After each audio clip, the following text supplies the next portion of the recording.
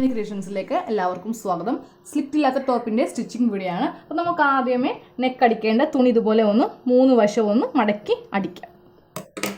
ഇതുപോലെ അടിച്ചെടുത്തതിന് ശേഷം നമുക്ക് നെക്ക് അടിക്കാം. അപ്പോൾ ഫ്രണ്ട് നെക്കാണ് ഞാൻ ആദ്യമേ അടിക്കുവാൻ പോകുന്നത്. ഇതുപോലെ തുണി എടുക്കുക. എന്നിട്ട് 2 തുണികളുടെയും നല്ല വശം തമ്മിൽ ഇതുപോലെ അറ്റാച്ച് ചെയ്തിട്ട് നമുക്ക് നെക്ക് അടിക്കാം.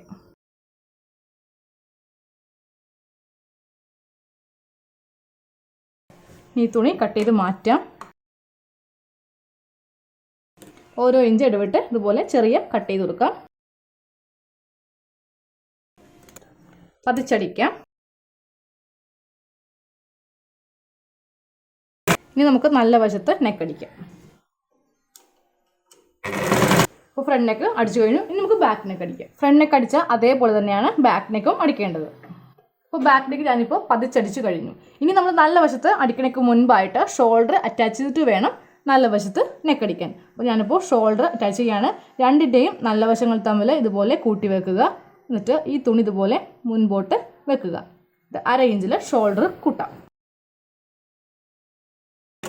അപ്പോൾ ഷോൾഡർ ഇതുപോലെ കൂട്ടിയതിന് ശേഷം നമുക്കിതിനെ ഓപ്പൺ ചെയ്യുമ്പോൾ ഇങ്ങനെ ഫിനിഷ് ആയിട്ട് ഷോൾഡർ കിട്ടും. ഇനി ഈ ഭാഗത്തെയും ഷോൾഡർ ഇതേപോലെ തന്നെ നമുക്ക് കൂട്ടാം. അപ്പോൾ 2 ഷോൾഡറും കൂട്ടിയെടുത്തു.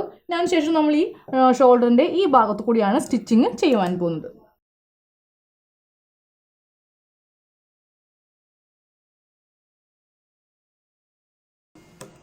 ഇനി നമുക്കിതിൽ സ്ലീവ് അറ്റാച്ച് ചെയ്യാം. അപ്പോൾ സ്ലീവിൻ്റെ ഈ അടിഭാഗം ഒന്ന് ആദ്യമേ അടിച്ചെടുക്കാം.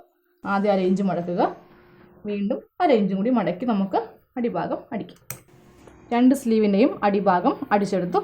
ഇനി നമുക്കിതിൽ സ്ലീവ് അറ്റാച്ച് ചെയ്യാം. രണ്ടിൻ്റെയും നല്ല വശങ്ങൾ തമ്മിൽ ഇതുപോലെ വെക്കുക. അതിനുശേഷം സെൻറ്ററിൽ ഇതുപോലെ വെക്കുക.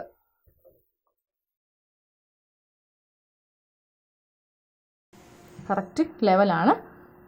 കറക്റ്റ് ലെവലായാലും കുഴപ്പമില്ല, ചെറിയ വ്യത്യാസമൊക്കെ വന്നാലും കുഴപ്പമില്ല. ഇതുപോലെ സെൻറ്ററിൽ വെച്ചിട്ട് വേണം ഇതുപോലെ ചെയ്യാനായിട്ട്. 1/2 ഇഞ്ചിൽ അടിക്കാം.